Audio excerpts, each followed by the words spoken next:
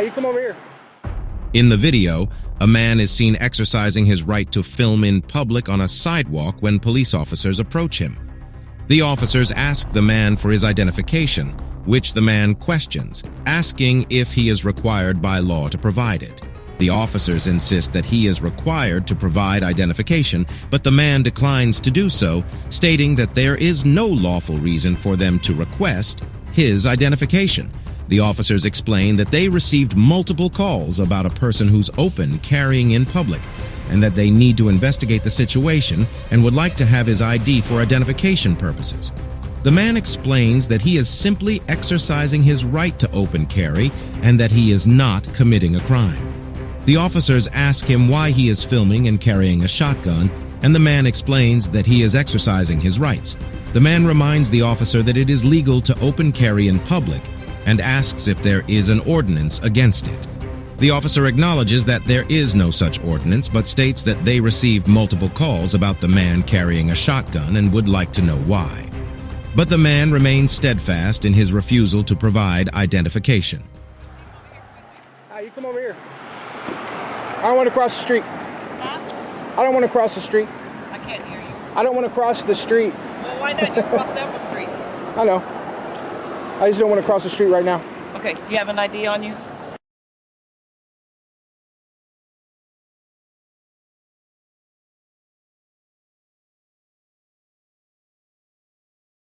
Sir? I don't.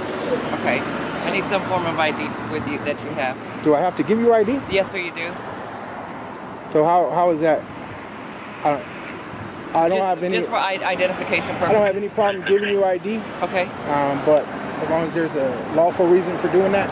Yes, because I'm conducting an investigation, and I would like to just get your ID just for identification purposes. Okay.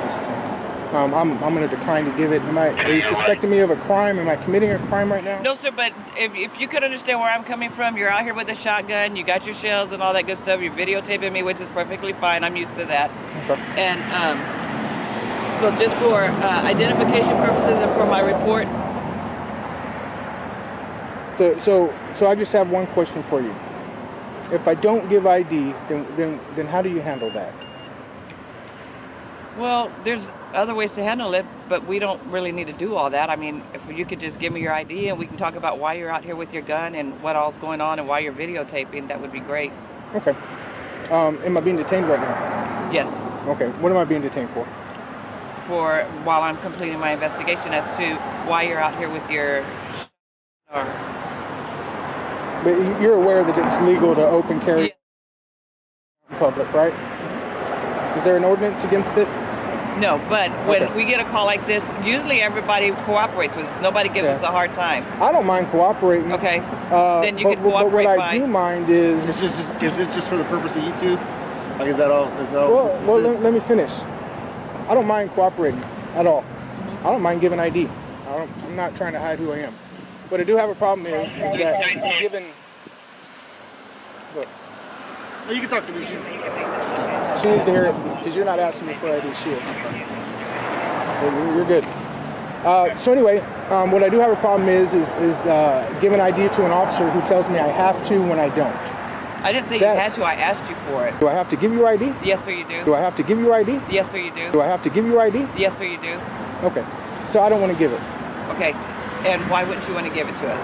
And then on top of that, I'm being detained and still there's like no crime, right? Let me ask you this. What purpose are you trying to do out here? I mean, what Just point? exercising my right to open carry.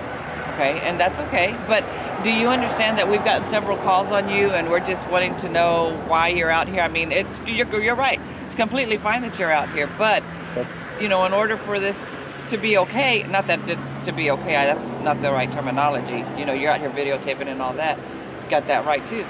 But just to cooperate with us, issues like this that cause things to happen, to go wrong, when all I did was simply ask you for your ID. I'm doing my job. I'm coming out here and asking the public. The public asked me to come see what was going on, so that's what I'm doing. And I don't understand what the problem is. So they asked you to come out and see what's going on, and you have, and I've told you what I'm doing. But I also, for my report, I need to get your ID because because the sergeant's going to ask me, why didn't you get him identified? because we do that for all our reports. And I don't understand what the big deal is with you. I mean, unless you've got a record or something, unless Shirley. you've got warrant or something, and that would be the I reason. know, right? Not when the ID throws up Exactly. some red flags, Exactly. right? You have to understand.